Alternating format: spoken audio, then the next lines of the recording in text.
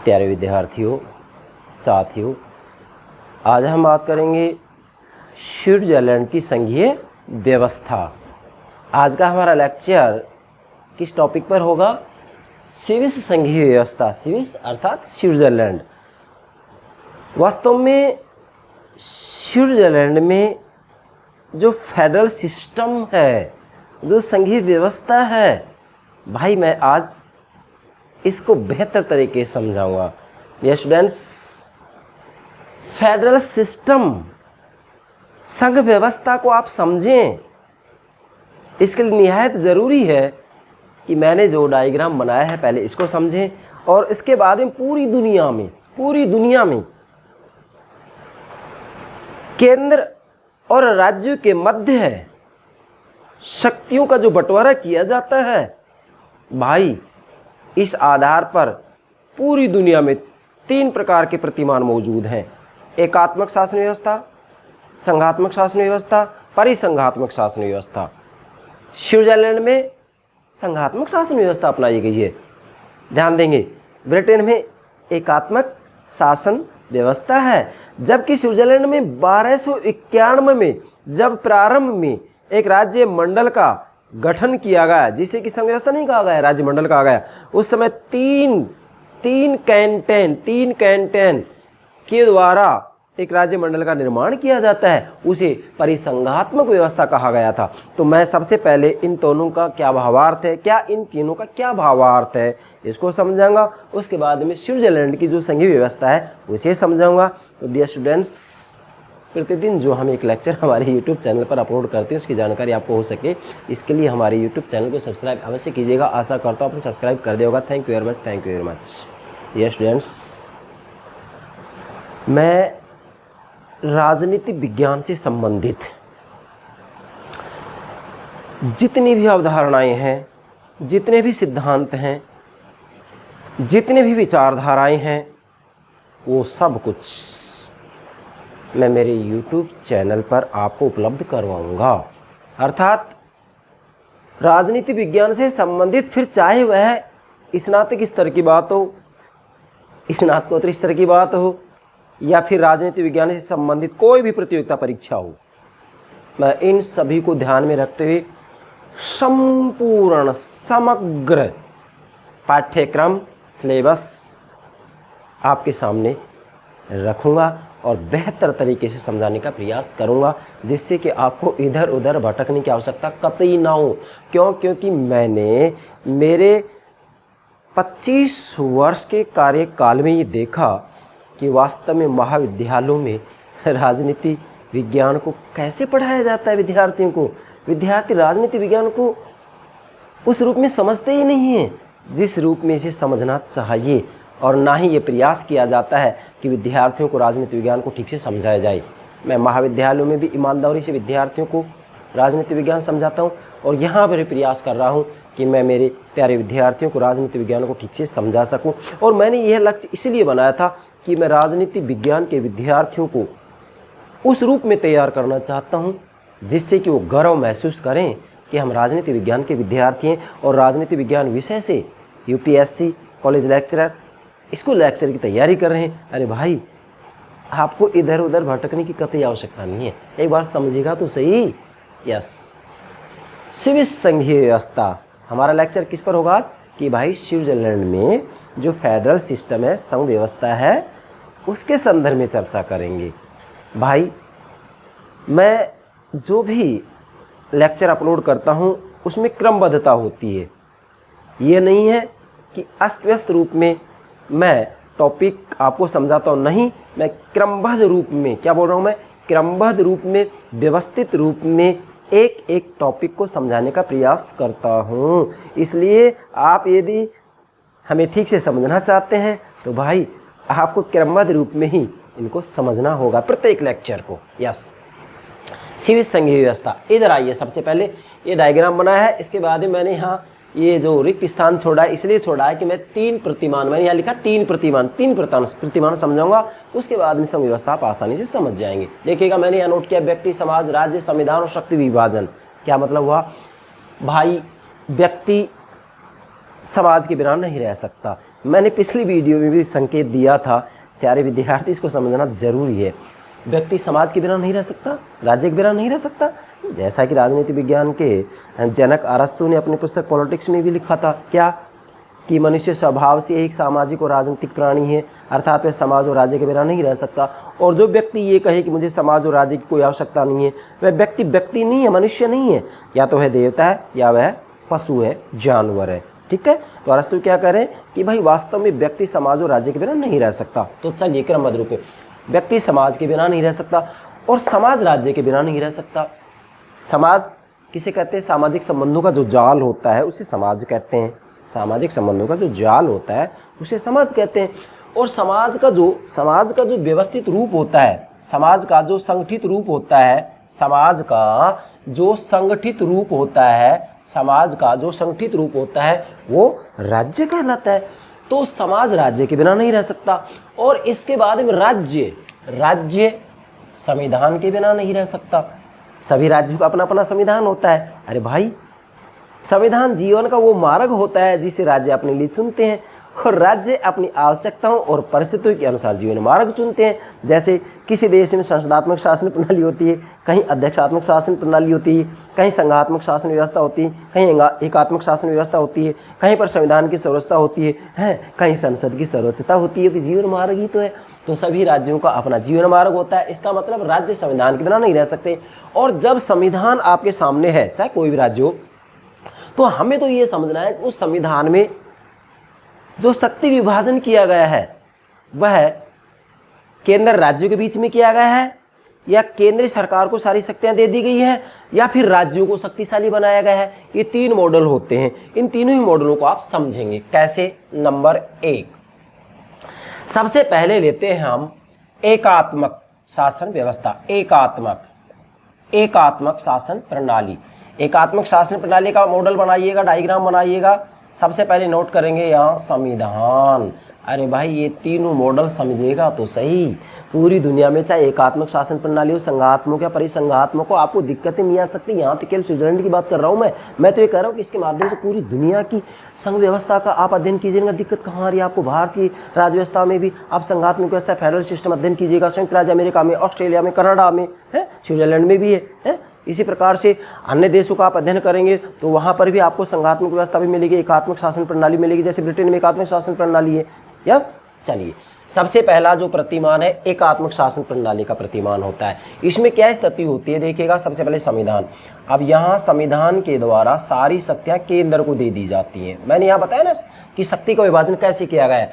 तो जहाँ एकात्मक शासन प्रणाली होती है, जैसा कि ब्रिटेन में एकात्मक शासन प्रणाली है, तो वहाँ संविधान के द्वारा सारी शक्तियाँ केंद्र को दे दी जाती हैं और केंद्र अपनी सुविधा के लिए स्थानीय सरकारों को, स्थानीय मैंने शॉर्ट में लिखा है, स्थानीय सरकारों को केंद्र सरकार शक्ति देते, संविधान नहीं देता है। इसलिए केंद्र जब चाहे तब स्थानीय सरकारों की शक्ति को छीन सकती है। तो एकात्मक शासन प्रणाली का सीधा सा भावार्थ क्या होगा? मतलब पहला प्रतिमान होगा एकात्मक प्रतिमान या एकात्मक शासन प्रणाली। तो एकात्मक शासन प्रणाली का अर्थ क्या हो गया? यदि आपको नोट करना हो, लिखना हो तो लिखिएगा। जब किसी भी देश के अंतर्गत संविधान के द्वारा सारी शक्तियाँ केवल अकेले केंद्रीय सरकार को सुपुर्द कर दी जाती हैं तो वह एकात्मक शासन प्रणाली कहलाती है, जैसा कि ब्रिटेन में। हाँ, ये बात सही है कि केंद्र सरकार अपनी सुविधा के लिए स्थानीय सरकारों को कुछ शक्तियां सुपुर्द कर सकती है, मगर शक्तियां देने वाला कौन है? केंद्र दे रहा है, केंद्र सरकार दे रही है, संविधान नहीं दे रहा है। इसलिए केंद्र सरकार जब चाहे तब स्थानीय सरकार की शक्तियों को वापस ले सकता है। एक तो मॉडल ये हो गया। दूसरा जो मॉडल होता है वो क्या होता है? संघात्मक शासन प्रणाली। संघात्मक शासन प्रणाली। ठीक है, अब देखिएगा इसमें भी डायग्राम बनाएंगे आप। कैसे? ये संविधान हो गया, संविधान जैसा कि स्विट्जरलैंड में संघात्मक शासन प्रणाली, इसका तो हमें अध्ययन करना है। इसी का तो अध्ययन करना है, 2 नंबर वाले का ही तो इसी का तो अध्ययन करना है मेरे भाई। तो संघात्मक शासन प्रणाली में क्या होता है? मैंने कहा था कि संविधान तो सभी का होता है, उसमें शक्ति विभाजन देखना होता है हमें। तो बस भाई, जहाँ एकात्मक शासन प्रणाली होती है, जैसे कि ब्रिटेन में है, यहाँ पर है ब्रिटेन में है, तो ब्रिटेन में एकात्मक शासन प्रणाली तो संविधान ने सारी शक्तियाँ केंद्र को दे दी है बस। ठीक है। संघात्मक शासन प्रणाली में क्या होता है कि संविधान के द्वारा ही केंद्र और राज्यों के मध्य शक्तियों का बंटवारा कर दिया जाता है। मतलब स्वयं संविधान ही केंद्र को भी और राज्यों को भी शक्तियां देता है। जैसा कि भारत में आप देखिएगा संघ सूची का विषय है, उसके ऊपर कानून कौन बनाता है? केंद्र सरकार बनाती है। राज्य सूची का विषय उस पर कौन बनाती है? राज्य सरकारें बनाती है। मैं यहाँ पर भारतीय राज्य व्यवस्था नहीं समझा रहा हूँ, ध्यान देंगे, मैं केवल एग्जाम्पल दे रहा हूँ। मैं तो स्विट्जरलैंड की बात करूँगा। तो संविधान के द्वारा जब केंद्र और राज्यों के मध्य शक्तियों का बंटवारा कर दिया जाता है तो इसे संघात्मक शासन प्रणाली कहा जाता है। इसका अर्थ मैं फिर से बता रहा हूँ, जब किसी भी देश के अंदर, पूरी दुनिया की बात बोल रहा हूँ मैं, जब किसी भी देश के अंतर्गत संविधान के द्वारा केंद्र और राज्यों के मध्य शक्तियों का बंटवारा कर दिया जाता है तो इसे संघात्मक शासन प्रणाली कहा जाता है। जैसा कि भारत में संघात्मक शासन प्रणाली है, अमेरिका में संघात्मक शासन प्रणाली है, स्विट्जरलैंड में संघात्मक शासन प्रणाली, स्विट्जरलैंड में केंद्र और राज्यों को स्विट्जरलैंड में कैंटन कहा जाता है। तो स्विट्जरलैंड में केंद्र और कैंटनों के बीच में संविधान के द्वारा इस शक्तियों का बंटवारा कर दिया गया है, इसलिए फेडरल सिस्टम है वहाँ, संघात्मक शासन व्यवस्था है वहाँ। यस, फिर से बोल रहा हूँ, जब किसी भी देश में संविधान के द्वारा ही सीधा ही केंद्र और राज्य की मध्य शक्तियों का बंटवारा कर दिया जाता है तो इसे संघात्मक शासन प्रणाली कहा जाता है। और जो तीसरा प्रतिमान है वो है परिसंघात्मक। यस, परिसंघात्मक में क्या होता है? वास्तविक रूप में यहाँ संविधान,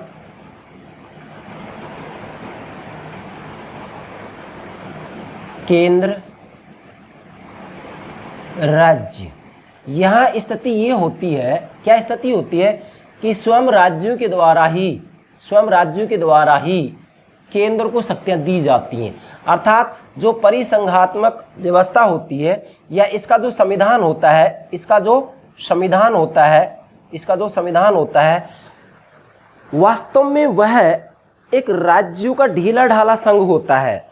इसमें राज्य पूर्ण रूप में स्वायत्त होते हैं, केंद्रीय सरकार बिल्कुल दुर्बल होती है, बिल्कुल कमज़ोर होती है। जैसा कि स्विट्जरलैंड में प्रारंभ में 1291 में तीन राज्यों को मिला करके जिस राज्य मंडल का निर्माण किया गया था उसकी यही स्थिति थी कि वो राज्यों का एक ढीला ढाला संघ था। मतलब वास्तव में वो राज्य पूर्ण रूप में स्वतंत्र थे। प्रारंभ की बात कर रहा हूँ। आप स्विट्जरलैंड के संविधान का ऐतिहासिक विकास या इतिहास या ऐतिहासिक पृष्ठभूमि, इसके ऊपर ही मैंने अलग से लेक्चर अपलोड कर दिया है, वहाँ जाकर के आप सारी चीज़ देख सकते हैं। मैं तो यहाँ केवल संकेत दे रहा हूँ कि 1291 में वास्तव में स्विट्जरलैंड में परिसंघात्मक व्यवस्था थी, उसको संघ व्यवस्था नहीं कहा जा सकता। जबकि अब जो 1 जनवरी 2000 से नया संविधान लागू हुआ है उसको परिसंघात्मक नहीं कहेंगे बल्कि संघात्मक शासन प्रणाली कहेंगे। क्यों? क्योंकि संविधान के द्वारा केंद्र और राज्य के मध्य शक्तियों का बंटवारा किया गया है। और जो राज्य हैं इस समय नए संविधान के तहत 1 जनवरी 2000 से नया संविधान लागू हो गया, उसके अंतर्गत जो राज्य हैं भाई वास्तव में राज्यों का ढीला ढाला संघ नहीं है बल्कि संविधान ने केंद्र और राज्यों को शक्तियां दी हैं। ये बात सही है, राज्यों के अपने अपने संविधान है, स्विट्जरलैंड में आज अपने अपने संविधान है, लेकिन ये राज्य संप्रभु राज्य नहीं है। इन कैंटनों को, राज्यों को संघ से अलग होने का अधिकार नहीं है। इसलिए वर्तमान समय में स्विट्जरलैंड में जो व्यवस्था है परिसंघात्मक नहीं है बल्कि संघात्मक व्यवस्था है, जिसकी चर्चा मैं आगे भी करूँगा। तो विशेषकर संविधान के द्वारा जो शक्ति का बंटवारा किया जाता है कि भी केवल केंद्रीय सरकार को दी जा रही है, केंद्र और राज्यों में बंटवारा किया जा रहा है, या फिर राज्यों का ढीला ढाला संघ है वह, उसमें कोई केंद्रीय सरकार नहीं है, कोई केंद्रीय सरकार शक्तिशाली नहीं है, तो आप ये भी कह सकते हैं कि उसका अपना कोई केंद्रीय बजट नहीं होता है, कोई केंद्रीय सेना नहीं होती है। तो ये स्थिति 1291 में थी स्विट्जरलैंड में। यस, तो शक्ति विभाजन के आधार पर 3 मॉडल बनते हैं, एकात्मक शासन प्रणाली, संघात्मक शासन प्रणाली, परिसंघात्मक शासन प्रणाली।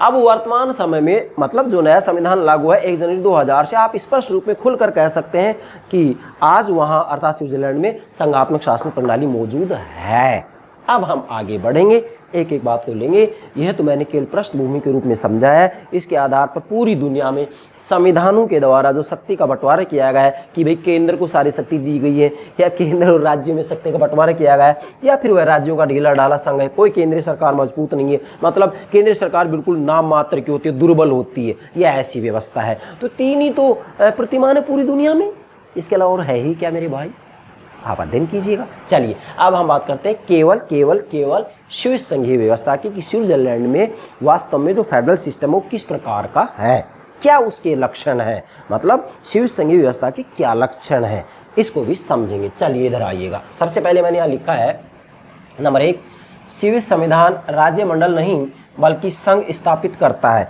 अर्थात जब आज ये कहा जाता है कि भाई स्विस संविधान वास्तव में एक राज्य मंडल की स्थापना करता है, राज्य मंडल मतलब परिसंघात्मक व्यवस्था। मैंने आपको कहा था ना कि 1291 में जब तीन कैंटोनों के द्वारा एक संघ का निर्माण किया गया था, तो वो संघ शासन व्यवस्था नहीं थी, बल्कि वो वास्तव में एक राज्य मंडल था। क्यों? क्योंकि इन तीन कैंटोनों ने जिस राज्य मंडल का निर्माण किया था, वाकई वो संघात्मक शासन प्रणाली नहीं थी, संघ व्यवस्था नहीं कह सकते उसको, केवल राज्य मंडल कहेंगे 1291 में। लेकिन आज बल्कि संघ स्थापित करता है। परंतु आज हम जिस नए संविधान की बात कर रहे हैं, जो कि 1 जनवरी 2000 से लागू किया गया है, मैंने इसकी ऐतिहासिक पृष्ठभूमि, मैं फिर कह रहा हूँ, ऐतिहासिक पृष्ठभूमि के ऊपर अलग से वीडियो अपलोड कर दिया है, आप उसमें देखिएगा, सारी बातें मैंने समझा दी है। तो बल्कि संघ स्थापित करता है, मतलब वर्तमान समय में स्विट्जरलैंड का जो संविधान है, उसके आधार पर आप ये नहीं कहेंगे कि भाई वहाँ पर ये परिसंघात्मक व्यवस्था है या राज्य मंडल है। मतलब आज हम स्विट्जरलैंड के अंतर्गत देखेंगे तो जो कैंटन है वो राज्य कहलाते हैं, मतलब जो राज्य है उनको कैंटन कहते हैं।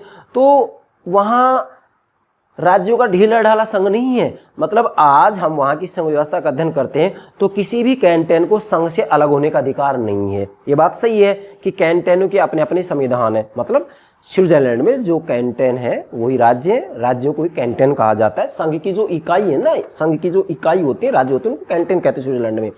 तो डेफिनेटली वहाँ पर जो राज्य हैं वो संप्रभु संपन्न नहीं है। बात सही है कि वो स्वायत्त हैं, उनके अपने अलग अलग संविधान हैं, लेकिन वो संघ से अलग नहीं हो सकते, संघ से अलग नहीं हो सकते। और सभी राज्यों के द्वारा संघ को कुछ शक्तियां दे दी गई हैं जिनके ऊपर राज्य सरकारें कानून नहीं बना सकती। इसलिए वाकई आप कह सकते हैं कि वर्तमान समय में स्विट्जरलैंड में जो व्यवस्था है वह संघ व्यवस्था है। उसको राज्य मंडल नहीं कह सकते, बल्कि उसको क्या कहेंगे, संघ व्यवस्था कहेंगे, क्योंकि राज्य मंडल राज्यों का एक ढीला ढाला संघ होता है। तो स्विट्जरलैंड में आज ऐसा नहीं है, बल्कि वाकई आज स्विट्जरलैंड में संघात्मक शासन प्रणाली मौजूद है। वहाँ अपना संविधान है, संविधान के द्वारा केंद्र और राज्यों में शक्तियों का बंटवारा किया गया है। ये बात सही है कि राज्य अर्थात कैंटन को अपने अपने संविधान है, लेकिन जो कैंटन है उनको संघ से अलग होने का कोई अधिकार नहीं है। वो संप्रभु संपन्न राष्ट्र राज्य नहीं है ये कैंटन, ध्यान रखना है। एग्जाम में किसी भी रूप में प्रश्न पूछा जा सकता है। इसके बाद मैंने यहाँ बताया है कि स्विट्जरलैंड के संविधान के अनुच्छेद 1 में, कौन से संविधान की बात कर रहा हूँ मैं, जो नया संविधान लागू है 1 जनवरी 2000 से, 1 जनवरी 2000 से जो संविधान लागू हुआ है मैं उसकी बात कर रहा हूँ। इससे पीछे भी कितने संविधान थे जिसके लिए मैंने अलग से वीडियो अपलोड कर दिया है, ऐतिहासिक पृष्ठभूमि नाम से देखिएगा प्लेलिस्ट में, ठीक है। तो अनुच्छेद 1 में मतलब स्विट्जरलैंड के संविधान के अनुच्छेद 1 में 20 पूर्ण कैंटन और 6 अर्ध कैंटन का उल्लेख किया गया है। अर्थात वास्तव में स्विट्जरलैंड के संविधान के अनुच्छेद 1 में इन कैंटनों के बाकायदा नाम दिए गए हैं। तो 20 पूर्ण कैंटन है और 6 अर्ध कैंटन है। अब इन अर्ध कैंटनों को पूर्ण बनाया जाता है तो 3 पूर्ण कैंटन हो जाती हैं। तो इस प्रकार से आज स्विट्जरलैंड में 20 + 3 = 23 पूर्ण कैंटन है। एग्जाम में किसी भी प्रश्न पूछा जा सकता है। तो अर्ध तो क्या होंगी, 6 पूर्ण 20, इस तरीके से प्रश्न पूछे तो 20 और 6 होगा, और टोटल पूर्ण पूछ रहे हैं तो 23 कैंटन मतलब 23 राज्य है, ठीक है, नोट कीजिएगा। तो मैंने यहाँ लिखा 20 + 6 कैंटन मिलकर के राज्य मंडल का निर्माण करते हैं। ये बात सही है कि राज्य मंडल शब्द का प्रयोग किया जा रहा है संविधान में, लेकिन वाकई स्विट्जरलैंड का संविधान एक राज्य मंडल नहीं है, परिसंघात्मक व्यवस्था नहीं है, वो राज्यों का ढीला ढाला संघ नहीं है, बल्कि व्यवहार में स्विट्जरलैंड में संघात्मक व्यवस्था है। क्यों? क्योंकि जो राज्य हैं, जो कैंटन है, उनको संघ से अलग होने का कोई अधिकार नहीं है। और जो कैंटन है स्विट्जरलैंड में, मतलब जो राज्य हैं, वो भाई किसी भी रूप में संविधान के विरुद्ध कोई कानून नहीं बना सकते हैं। अगर संविधान के विरुद्ध कैंटन कोई भी कानून बनाते हैं तो न्यायपालिका उनको अवैध घोषित कर सकती है, नोट कीजिएगा। इसलिए वो राज्य मंडल नहीं कहलाएगा, बल्कि संघ व्यवस्था कहेंगे इसको, ठीक है। फिर मैंने यहाँ आपके समझने के लिए लिखा है अक्षुण्ण कैंटनों का अक्षुण्ण संघ कहा गया है। ये एग्जाम पूछा जा सकता है कि अक्षुण्ण कैंटनों का अक्षुण्ण संघ निम्न में से किस देश को कहा जाता है? स्विट्जरलैंड। इसका मतलब क्या होगा? अक्षुण्ण कैंटनों का अक्षुण्ण संघ कहा गया है। इसका मतलब ये है कि भाई स्विट्जरलैंड में जो राज्य मंडल है, देखो राज्य मंडल शब्द का प्रयोग परिसंघात्मक के रूप में किया जाता है, ये मॉडल ही एक प्रकार से, तो वाकई वहाँ राज्य मंडल शब्द का प्रयोग किया गया, लेकिन वो राज्य मंडल नहीं है, संघ व्यवस्था ही है। तो वास्तव में अक्षुण्ण कैंटनों का अक्षुण्ण संघ है वो। क्यों है? क्योंकि जो भी कैंटन है वहाँ, जैसे 23 कैंटन है, मतलब 20 पूर्ण 6 अर्ध हैं, तो इनको संघ से अलग होने का अधिकार नहीं है, ये संघ से अलग नहीं हो सकते, ठीक है, इनके अपने अपने संविधान है, इसलिए संघ से अलग नहीं हो सकते, संघ से अलग नहीं हो सकते, इसलिए कहा गया अक्षुण्ण कैंटेनों का अक्षुण्ण संघ है, ठीक है, नोट कीजिएगा। इसके बाद में महत्वपूर्ण जो बात आती है जो हमें समझनी, वो है संघ शासन के कुछ लक्षण होते हैं, ध्यान दीजिएगा, संघ शासन के कुछ लक्षण होते हैं, इसको समझे आप। पूरी दुनिया में किसी भी देश में संघ व्यवस्था को अपनाया गया है, आप इन 4 बिंदु के आधार पर समझिएगा तो सही, दिक्कत कहाँ है ये आपको। पूरी दुनिया में जहाँ कहीं फेडरल सिस्टम है, चाहे भारत है, अमेरिका है, स्विट्जरलैंड है, कोई और देश है, ऑस्ट्रेलिया, कनाडा, कोई तो देश हो, क्या लिखा है मैंने, संघ शासन के कुछ लक्षण होते हैं, क्या मतलब है समझे, मैंने यहाँ 4 लिखा है, इसका क्या मतलब है मैं समझाऊंगा। चलिए, सबसे पहले तो एक विद्वान है डायसी कहते हैं क्या कि संघ शासन के 3 लक्षण होते हैं, संघ शासन के 3 लक्षण होते हैं। कहीं पर भी संघ व्यवस्था अपनाई जाएगी तो उसमें आपको 3 तत्व मिलेंगे, क्या, उसका संविधान लिखित होगा, एक बात, दूसरा संविधान के द्वारा ही केंद्र और राज्य की मध्य शक्तियों का बंटवारा किया जाएगा, और तीसरा स्वतंत्र न्यायपालिका होगी। डायसी कहते हैं कि संघ व्यवस्था के लिए 3 तत्व अति आवश्यक हैं। संघ व्यवस्था कहीं पर भी अपनाई गई दुनिया में किसी भी देश में तो ये 3 तत्व आपको मिलेंगे ही मिलेंगे। पहला, लिखित संविधान होगा, तो स्विट्जरलैंड का संविधान लिखित है क्या, लिखित है। दूसरा, शक्ति का बंटवारा किया जाएगा, किसमें, केंद्र और राज्य के मध्य, तो स्विट्जरलैंड में केंद्र और राज्य मतलब कैंटनों के बीच में, वहाँ राज्यों कैंटन कहा जाता है, केंद्र और कैंटन या राज्य के बीच में शक्ति का बंटवारा किया गया नहीं, यस किया गया है, तो दूसरी शर्त ही पूरी। और तीसरी, वहाँ पर स्वतंत्र न्यायपालिका भी है, यस स्वतंत्र न्यायपालिका भी। ये बात अलग है कि स्विट्जरलैंड की न्यायपालिका एक दुर्बल न्यायपालिका है, अमेरिका और भारत की तरह उसे पूर्ण रूप में न्यायिक पुनरावलोकन का अधिकार नहीं दिया गया है, ये तो आपको ध्यान रखना, मैं समझाऊंगा आगे, ठीक है भाई।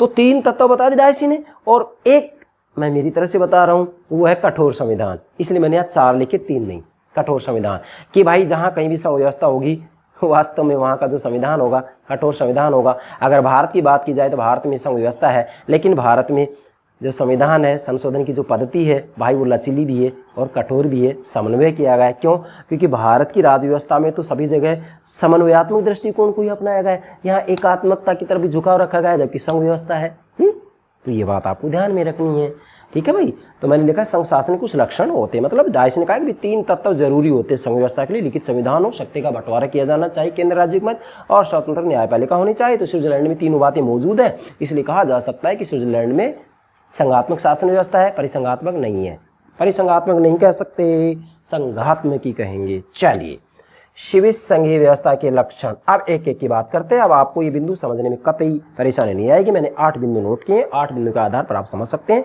कि स्विट्जरलैंड में जो फेडरल सिस्टम है इसके क्या लक्षण है। किसी भी रूप में एग्जाम प्रश्न पूछा जाए गलती नहीं होगी। यहाँ तक यदि आपने ये सारी बातें समझ ली हैं तो फिर इनमें दिक्कत ही कहाँ आएगी। नंबर 1, दोहरी सरकारें। क्या मतलब हुआ कि भाई अगर संघीय व्यवस्था, चाहे दुनिया में कोई भी देश क्यों ना संघीय व्यवस्था है, तो सरकारें दोहरी होंगी। तो स्विट्जरलैंड के अंतर्गत दोहरी सरकारें हैं। कैसे हैं, यहाँ देखिएगा आप, संविधान के द्वारा केंद्र और राज्य में शक्तियों का बंटवारा कर दिया गया, तो केंद्रीय सरकार होगी और राज्य अर्थात कैंटन सरकारें होगी। तो स्विट्जरलैंड में दोहरी सरकारें हैं, है कि नहीं, केंद्रीय सरकार भी है, संघीय सरकार, संघीय सभा वहाँ मौजूद है, संघीय परिषद मौजूद है, न्यायपालिका मौजूद है। कहने का मतलब ये है कि स्विट्जरलैंड में केंद्रीय स्तर पर व्यवस्थापिका, कार्यपालिका, न्यायपालिका मौजूद है, और राज्यों के स्तर पर मतलब सभी कैंटनों में सरकार के तीनों ही अंग मौजूद हैं, व्यवस्थापिका, कार्यपालिका और न्यायपालिका। इसलिए कहा जा सकता है कि स्विट्जरलैंड में दोहरी सरकारें हैं, और जब दोहरी सरकार है तो डेफिनेटली संघ व्यवस्था है। इसलिए स्विट्जरलैंड की संघ व्यवस्था का पहला लक्षण ये है कि वहाँ पर दोहरी सरकारें हैं। आपके सामने दोहरी सरकार होगी ना, केंद्र सरकार, राज्य सरकार, संवैधानिक शक्ति दे दी गई है, तो स्विट्जरलैंड में मौजूद है ये। वहाँ पर आप देखिएगा, एक तो केंद्रीय सरकार होगी, एक तो केंद्रीय सरकार होगी, ठीक है भाई, एक तो केंद्रीय सरकार होगी, और उसके बाद में कैंटन की संख्या कितनी है, पूर्ण कैंटन कितनी है, 23 टोटल पूर्ण, बाकी तो 20 पूर्ण और 6 अर्ध हैं, तो 23 सरकारें ये होगी। तो 2 प्रकार की सरकारें हैं कि नहीं, केंद्र सरकार और कैंटन की सरकारें। चलिए, दूसरा लक्षण क्या है, शक्तियों का बंटवारा। अब आप देखिएगा, वास्तविक रूप में स्विट्जरलैंड में संघ व्यवस्था का दूसरा लक्षण ये है कि यहाँ शक्तियों का बंटवारा किया गया, आपके सामने है, संविधान के द्वारा केंद्र और राज्य में शक्तियों का बंटवारा किया गया। राज्य मतलब कैंटनों के बीच में, कैंटन, राज्यों कैंटन कहते हैं वहाँ पर, तो शक्तियों का बंटवारा किया गया। कैसे किया गया, एक तो संघ सरकार की शक्तियाँ हैं, नोट कीजिएगा, संघ सरकार की शक्तियाँ, दूसरा समवर्ती शक्तियाँ, तीसरा कैंटनों की शक्तियाँ। देखिएगा, संघ सरकार की शक्तियों में कौन कौन चाहती हैं, विशेषकर वैदेशिक संबंध की शक्तियाँ, विदेश नीति संबंधित वैदेशिक शक्तियाँ हैं, सैनिक मामले हैं, युद्ध, शांति, रेल, पुल, डाक, टेलीफोन, और इसी के साथ में बैंक और सिक्का मुद्रा आदि से संबंधित जो शक्तियां हैं वह संघ सरकार को या केंद्र सरकार को दे दी गई हैं। इसके बाद में दूसरा है समवर्ती शक्तियां। समवर्ती शक्तियों में उद्योगों, बैंकों और सड़कों को लिया गया। मैंने केवल जो महत्वपूर्ण उनको समझाने के लिए मतलब ये एग्जाम्पल के रूप में नोट किया, बाकी तो बहुत कुछ है। उद्योगों, बैंकों और सड़कों को समवर्ती शक्तियों के अंतर्गत लिया गया है। लेकिन ध्यान दीजिएगा, यहाँ वास्तविक रूप में जो समवर्ती शक्तियाँ हैं भाई ये कैंटेन के पास ही है, विशेषकर कैंटेन के पास ही है। ये नोट करना है आपको, ठीक है। क्यों? क्योंकि वहाँ स्विट्जरलैंड में संघ की शक्तियों को तो गिना दिया गया है, बाकी विशेषकर जो शक्तियां हैं वो बची हुई कैंटेन को दे दी गई हैं, परंतु कुछ शक्तियां हैं ऐसी हैं जो समवर्ती शक्तियों के रूप में दे दिया गया है। और ये कहा गया है कि भी इनके ऊपर केंद्र भी कानून बनाए और कैंटेन भी, परंतु वाकई यहाँ पर कैंटेन की शक्ति दी गई है। परंतु सत्यता ये है कि जब इन दोनों में विवाद हो जाता है, केंद्र और राज्यों में, कैंटेन में, तो केंद्रीय सरकार की बात ही मान्य होती है। फिर तीसरा है कैंटेन की शक्तियाँ। कैंटेन की शक्तियाँ मतलब ये जो राज्य हैं इनकी शक्तियाँ शांति और व्यवस्था, शिक्षा आदि से संबंधित है। तो कहने का मेरा भावार्थ ये है कि भाई स्वीय संघीय व्यवस्था का दूसरा लक्षण ये है कि यहाँ शक्तियों का बंटवारा किया गया है। शक्तियों का बंटवारा किसमें होगा? मैंने आपको पहले बता दिया था, केंद्र और राज्य के मध्य। मतलब जब किसी भी देश के संविधान के द्वारा केंद्र और राज्य के मध्य शक्तियों का बंटवारा कर दिया जाता है तो उसे ही तो संघात्मक शासन व्यवस्था कहा जाता है। तो आपके सामने मौजूद है, स्विट्जरलैंड में शक्तियों का बंटवारा किया गया है।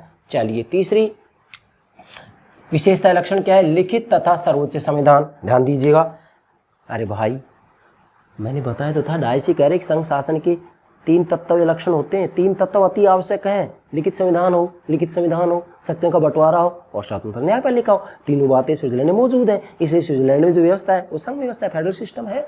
लिखित तथा सर्वोच्च संविधान, तो स्विट्जरलैंड का संविधान क्या है? लिखित संविधान है। नए संविधान में क्लियर है, 196 अनुच्छेद है और 4 अध्याय है, ठीक है भाई, और 1 प्रस्तावना है। लिखित संविधान है तथा सर्वोच्च संविधान। और संविधान सर्वोच्च भी इसलिए है कि अगर मान लीजिएगा कैंटेन के द्वारा संविधान के विरुद्ध कोई कानून बनाया जाता है तो वहाँ की न्यायपालिका उन कानूनों को अवैध घोषित कर सकती है। हाँ, ये बात सही है कि अगर केंद्रीय सरकार संविधान के विरुद्ध भी कोई कानून बनाती है तो वहाँ की न्यायपालिका उसका अवैध घोषित नहीं कर सकती है। नोट कीजिएगा, इसलिए स्विट्जरलैंड की न्यायपालिका एक दुर्बल न्यायपालिका है।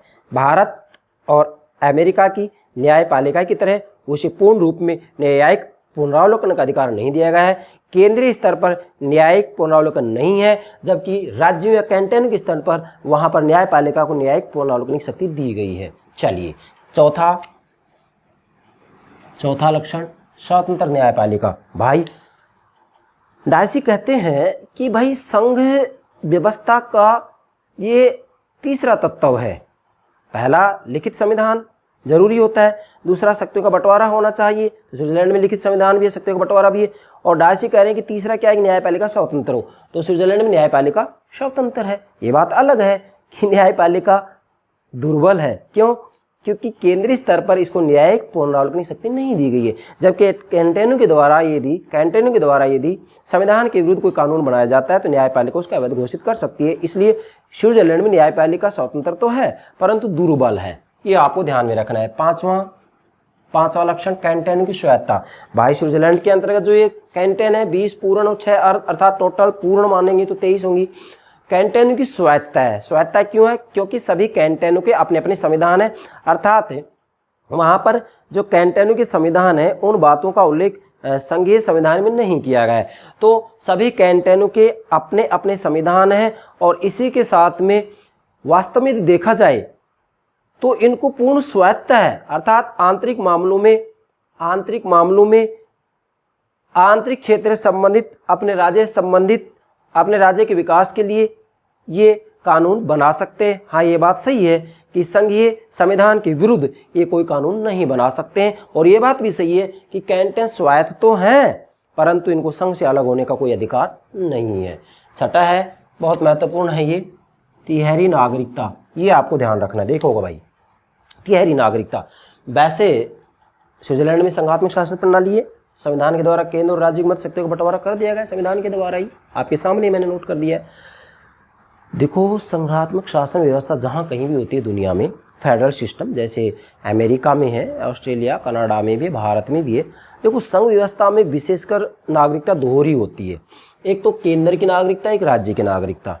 जैसे अमेरिका में संघ व्यवस्था है, दोहरी नागरिकता है। अमेरिका में जिस राज्य का निवासी होता है एक नागरिकता उसकी होती है और दूसरा संघ की हो जाती है, दोहरी नागरिकता है। हाँ, भारत की बात आती है, भारत में संघ व्यवस्था है, लेकिन यहाँ अपवाद है, यहाँ दोहरी नागरिकता नहीं, इकहरी नागरिकता है। परंतु विशेषकर मैं ये कहना चाहूँगा कि संघ व्यवस्था में नागरिकता दोहरी ही होती है, अपवाद की बात अलग है। अब स्विट्जरलैंड भी एक अपवाद है, स्विट्जरलैंड में दोहरी नागरिकता होनी चाहिए क्योंकि संघ व्यवस्था है, एक केंद्र की नागरिकता और एक राज्य की नागरिकता होनी चाहिए, परंतु नहीं, स्विट्जरलैंड में तिहरी नागरिकता है। 3 प्रकार की नागरिकताएं हैं वहाँ। कौन कौन सी हैं? पहली नागरिकता होती है कम्यून की, कम्यून जिसको नगरपालिका कहते हैं। दूसरी होती है कैंटेन की, कैंटेन की। और तीसरी होती है संघ की, मतलब केंद्र की, स्विट्जरलैंड की। ठीक है, 3 नागरिकता है वहाँ पर। परंतु यहाँ ये भी ध्यान रखना है कि सबसे पहले उसे कम्यून का नागरिक बनना होगा, उसके बाद में कैंटन का नागरिक बनना होगा और उसके बाद में संघ की नागरिकता मिलेगी क्रमबद्ध रूप में। इसलिए आपको ध्यान रखना है कि स्विट्जरलैंड में तिहरी नागरिकता है, 3 प्रकार की नागरिकता होती है एक व्यक्ति के पास में। ये नोट करना है, आपसे एग्जाम पूछा जा सकता है निम्न में से किस देश के अंतर्गत तिहरी नागरिकता का प्रावधान है, तो स्विट्जरलैंड में है। ठीक है भाई, जबकि भारत में तो इकहरी नागरिकता है, संघ व्यवस्था तो है हमारे यहाँ, लेकिन नागरिकता इकहरी है। इसका बहुत लंबा रीजन है, ये जब मैं भारतीय राज्य व्यवस्था समझा रहा हूँ उस समय बता दूंगा कि इकहरी नागरिकता क्यों अपनाई गई है। छठा, 7वां, स्थानीय मामलों में संघीय हस्तक्षेप। नोट कीजिएगा, स्थानीय मामलों में संघीय हस्तक्षेप। देखिएगा भाई, स्विट्जरलैंड के अंतर्गत जो केंद्रीय सरकार है वह राज्यों अर्थात कैंटनों के मामलों में हस्तक्षेप कर सकती है। अर्थात यदि कैंटनों में किसी भी रूप में आंतरिक गड़बड़ी होती है, आंतरिक गड़बड़ी होती है, अशांति होती है, अशांति होती है, तो ऐसी स्थिति में केंद्रीय सरकार वहां पर फोर्स भेज सकती है, उनसे अनुमति लेने की कतई आवश्यकता नहीं है। इसलिए स्थानीय मामलों में संघीय हस्तक्षेप होता है।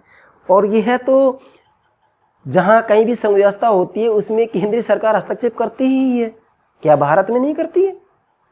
किसी भी राज्य के अंतर्गत अशांति होती है तो क्या केंद्रीय सरकार हस्तक्षेप नहीं करे? नहीं, करना चाहिए, करती भी है।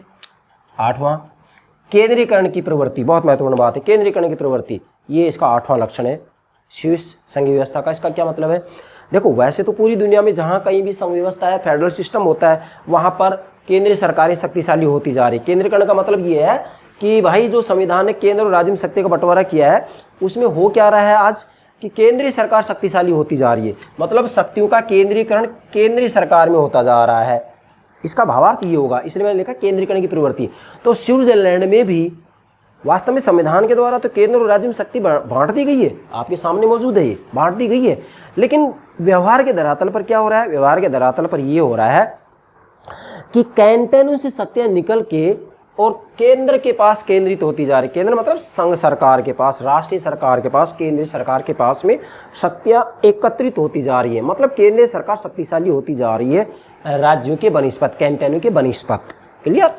अब ये केंद्रीकरण की प्रवृत्ति स्विट्जरलैंड में भी है, भारत में भी है, अमेरिका में भी है। अमेरिका में भी संघ व्यवस्था है तो वहाँ पर भी केंद्रीय सरकार शक्तिशाली होती जा रही है। भारत में भी संघ व्यवस्था है और यहाँ पर भी केंद्रीय सरकार शक्तिशाली होती जा रही है। अब यहाँ हम स्पेशल विशेष करके स्विट्जरलैंड की बात करेंगे तो स्विट्जरलैंड में जो केंद्रीय सरकार शक्तिशाली होती जा रही है इसकी क्या कारण है? मैंने यहाँ लिखा केंद्रीकरण की प्रवृत्ति है वहाँ, मतलब केंद्रीय सरकार शक्तिशाली होती जा रही है। तो इसका कारण क्या है? मैंने आपके लिए यहाँ बिंदु बना दिए हैं। नंबर 1, संघीय कानून। ध्यान दीजिएगा, पहला मैंने बताया है संघीय कानून। इसका क्या मतलब होगा कि वाकई जो संघीय कानून है उन कानून के विरुद्ध किसी भी रूप में कैंटनों के द्वारा कोई कानून नहीं बनाया जा सकता, एक बात। दूसरा, संघ के विषय, अर्थात वास्तव में संघ को ही, जैसे संघ सरकार की शक्तियां वैदेशिक है, टेलीफोन है और इसके साथ में बैंक है, बैंक, यहाँ इसके आधार पर समझाऊंगा मैं। संघ के कुछ विषय ऐसे होते हैं जैसे बैंक, मतलब संघीय सरकार को, केंद्रीय सरकार को कुछ ऐसी शक्ति दे दी गई है जैसे कि बैंक, तो ऐसी स्थिति में व्यापार के ऊपर नियंत्रण रखेगी। तो व्यापार पर नियंत्रण रखेंगी तो कैंटन इसके अधीन स्वतः ही आ जाएंगे। इसलिए संघ के जो कुछ विषय हैं वो विषय ऐसे हैं कि इससे कैंटनों के विषयों पर कब्जा स्वतः ही हो जाता है, इसलिए केंद्र शक्तिशाली हो जाती है। तीसरा, दोनों में विरोध होने पर, अर्थात यदि केंद्र और राज्य, मतलब केंद्र और कैंटनों के बीच में किसी विषय को लेकर के यदि विवाद होता है तो ऐसी स्थिति में वास्तविक रूप में अंतिम जो फैसला होगा वो केंद्रीय सरकार का ही मान्य होगा। इसलिए केंद्रीकरण की प्रवृत्ति मजबूत हो रही है, केंद्रीय सरकार शक्तिशाली होती जा रही है। अगला है आंतरिक गड़बड़ी की दशा में। अगर मान लीजिएगा कैंटोनमेंट या राज्यों के अंतर्गत आंतरिक गड़बड़ी है, आंतरिक अशांति है, तो ऐसी स्थिति में केंद्रीय सरकार वहां हस्तक्षेप करेगी, तो इसलिए भी केंद्रीय सरकार शक्तिशाली होती जा रही है वहां। पांचवा है कैंटन को संविधान संशोधन तथा प्रत्येक कानून पर संघीय सरकार की अनुमति लेनी जरूरी होती है। क्या कि कैंटन को संविधान संशोधन, मतलब यदि कैंटन राज्य अपने संविधान में कोई भी संशोधन करते हैं तो ऐसी स्थिति में वहाँ जो संघीय सरकार है, संघीय परिषद कार्यपालिका, संघीय सरकार से अनुमति लेना जरूरी है। और कोई भी कानून कैंटन बनाता है तो इसके लिए भी संघीय सरकार से अनुमति लेना अति आवश्यक होता है, इसलिए भी केंद्रीय सरकार शक्तिशाली होती जा रही है स्विट्जरलैंड में। यस, आगे बढ़े। फिर मैंने छठा एग्जाम्पल दिया यहाँ, कैंटन के आपसी विवादों का समाधान संघीय सरकार, अर्थात जब कैंटन में ही, राज्यों में ही आपस में, कैंटन में आपस में, 23 कैंटन में आपस में ही कैंटन के आपसी विवादों का समाधान भी संघीय सरकार ही करती है। अर्थात कैंटन में जब कोई आपसी विवाद होता है तो जो केंद्र की सरकार है, केंद्र की जो कार्यपालिका, संघ की जो कार्यपालिका, उसके द्वारा फैसला किया जाता है, तो फिर डेफिनेटली केंद्र सरकार शक्तिशाली होगी। इसके बाद में अगला मैंने लिखा है संघीय व कैंटन के कानून में विरोध तो संघीय कानून सर्वोपरि, अर्थात जब संघीय कानून और कैंटन के कानून में विरोध हो जाता है तो ऐसी स्थिति में संघीय कानून ही सर्वोपरि, श्रेष्ठ, उच्च माना जाएगा, इसलिए भी केंद्र सरकार शक्तिशाली होगी। केंद्र में केंद्र सरकार में, संघीय सरकार में, राष्ट्रीय सरकार में शक्ति केंद्रित होती जा रही है। यस, ये हो गए आपके केंद्रीकरण की प्रवृत्ति के 7 कारण। अर्थात स्विट्जरलैंड में संघ शासन व्यवस्था है, फेडरल सिस्टम है, लेकिन वास्तव में व्यवहार के धरातल पर केंद्रीय सरकार, संघीय सरकार, राष्ट्रीय सरकार कैंटन के बनिस्पत शक्तिशाली होती जा रही है। और फिर मैंने अंत में यहाँ नोट किया है स्विस संघ की व्यवस्था सांस्कृतिक संघ, अर्थात स्विट्जरलैंड वास्तव में केवल एक राजनीतिक संघ ही नहीं है बल्कि वह एक सांस्कृतिक संघ भी है। क्यों? क्योंकि इसमें विभिन्न प्रकार की भाषाएं, संस्कृतियां निवास करती हैं और वो एक संघ के रूप में प्रेम से रह रही हैं, इसलिए स्विट्जरलैंड न केवल एक राजनीतिक संघ है बल्कि एक सांस्कृतिक संघ भी है। इसके ऊपर भी एग्जाम में प्रश्न पूछा जा सकता है। बाकी सांस्कृतिक संघ के बारे में मैंने पिछले वीडियो में सब बातें स्पष्ट कर दी हैं, यहाँ तो मैंने केवल संकेत दिया है कि भी इसको भी थोड़ा सा आप ध्यान में रखेंगे, एग्जाम में किसी भी रूप प्रश्न पूछा जाए तो आपको दिक्कत नहीं आनी चाहिए। ठीक है भाई, तो ये हो गया स्विस संघीय व्यवस्था। अब ये सारी बातें यदि क्लियर हो गई तो स्विट्जरलैंड के फेडरल सिस्टम को समझने में आपको दिक्कत कहाँ आएगी मेरे भाई। मुझे पूरा विश्वास है स्विट्जरलैंड की संघ व्यवस्था को ठीक है समझ गए होंगे। Yes, okay, thank you very much, thank you very much.